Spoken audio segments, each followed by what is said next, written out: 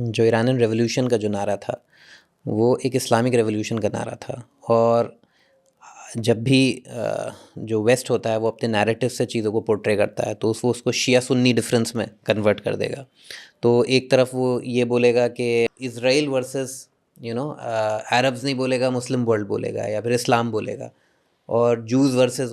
तो वो जिस तरह से वो लेबल्स लगाता है, वो उस लेबल्स से वो ये कोशिश करता है कि यूनिफाइड फ्रंट ना बने और फिर आपस में लोगों को उनका एक तरीका है कि वो पूरी की पूरी तरह जो उनकी स्टेटिस्टिक्स है उनको भी वो इस अंदाज से उसको डिफाइन करते हैं कि जो चीज़ ऐसा लगे कि उनके फेवर में ज़्यादा चली जाए। रिप्रेजेंट क्या कर रहा था Iranian revolution? Iranian revolution primarily एक पूरी दुनिया को ये दिखा रहा था कि देखिए, एक अगर आप रिलीजन बेस्ड सिस्टम लाएंगे, वो रिलीजन जो है सिर्फ इस्लाम ही नहीं, वो एक पूरी दुनिया को, बाकी दूसरे मज़हब को भी एक तरफ इशारा था कि अगर रिलीजन बेस्ड सिस्टम होगा, जो ओरिजिनल सिस्टम होगा, तो उसके बहुत फ़ायदे आपको होंगे। और पूरा जो वेस्टर्न सिस्टम है वो पूरी तरह हर किस्म का एक्सप्लॉयटेशन उसमें मौजूद है, और उसमें सबसे ज़्यादा शिकार औरतें और बच्चे ही होते हैं सबसे ज़्यादा, जिनके बारे में वो दावा करते हैं कि वो उनके लिए काम कर रहे हैं, वही सबसे ज़्यादा उसके अंदर शिकार होते हैं। और इकोनॉमिक इनइक्वालिटी बेइंतहा बढ़ जाती है पूरी दुनिया के अंदर।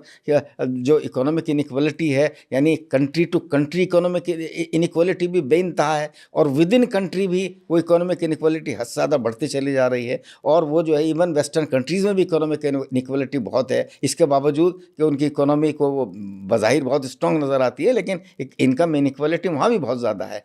तो वो उन्होंने जो है तो इस्लामिक रिवॉल्यूशन जब आया तो एक दोबारा नए सिरे से अवाम में एक इस्लाम के लिए पूरी दिलचस्पी पैदा हुई। लोगों ने इस्लाम को जानने की कोशिश की, और उसका एप्लीकेशन आज के दौर में किस तरह हो सकता है, इसमें महाथिर मोहम्मद ने बाकायदा इस्लामिक इकोनॉमिक्स का पूरा कॉन्सेप्ट मलेशिया के अंदर किया। ईरान में इस्लामिक इकोनॉमिक्स की किसी तरीके से बुनियादें, और इस्लामिक इकोनॉमिक्स की सबसे बड़ी बुनियाद यही है कि भाई आप नाजायज़ हराम चीज़ों की तिजारत नहीं कर सकते। ये सबसे बड़ा इम्पोर्टेंट पॉइंट है। बाकी ज़कात और वो चीज़ें तो एक्स्ट्रा है, और ये सूद का निज़ाम, तो ये चीज़ें जब आई वहाँ पर, तो उसका असरात महसूस पब्लिक को होना है। तो पब्लिक के अंदर चूँकि ज़ाहिर है वो लोग मुसलमान हैं, तो कहीं ना कहीं ईमान का एक जज्बा दिल में होता है, तो उन चीज़ों के अंदर आदमी को इत्मीनान मिलता है जब उसको ये लगता है कि मैं वो काम कर रहा हूँ जिससे मेरा खुदा मुझसे खुश हो रहा होगा, और मैं वो काम नहीं कर रहा हूँ जिससे खुदा नाराज़ होगा।